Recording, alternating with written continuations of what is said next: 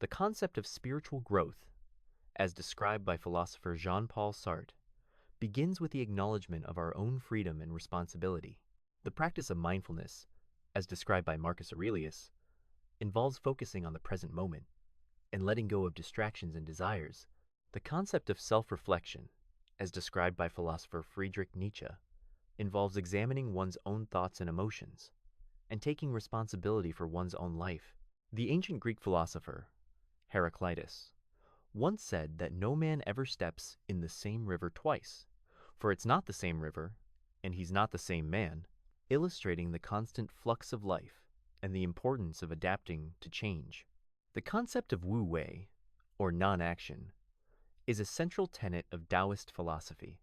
which encourages individuals to align themselves with the natural order of the universe, rather than trying to impose their will upon it, as described by the 6th century BC Chinese philosopher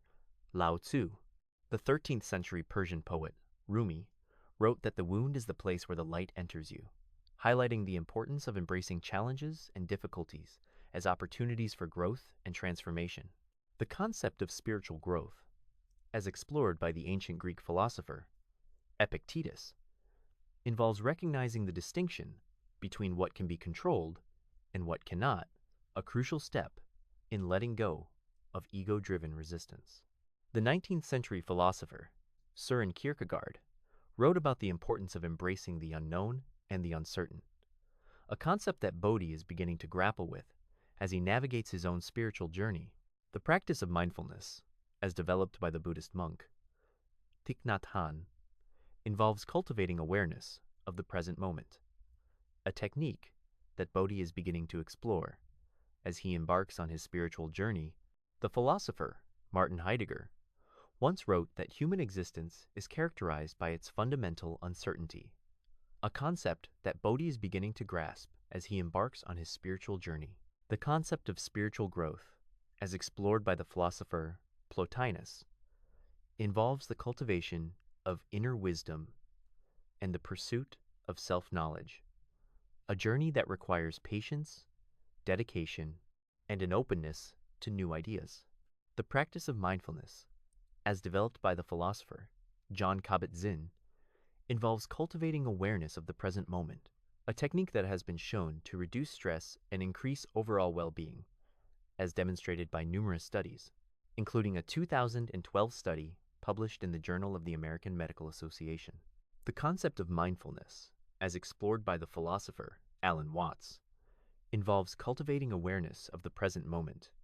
a technique that has been shown to reduce stress and increase overall well-being. The philosopher Eckhart Tolle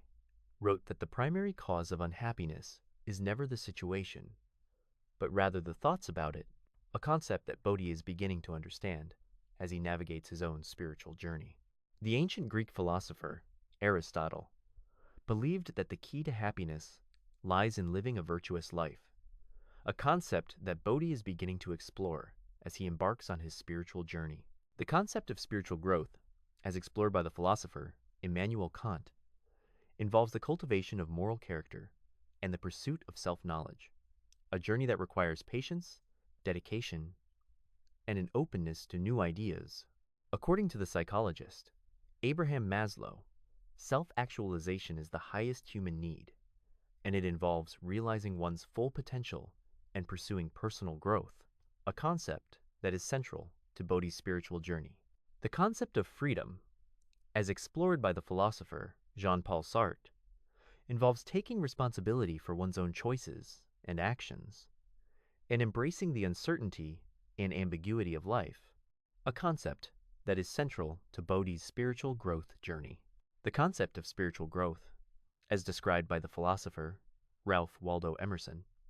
involves embracing the beauty of nature and finding one's place within it, as seen in his essay, Nature, published in 1836. The idea of self-actualization,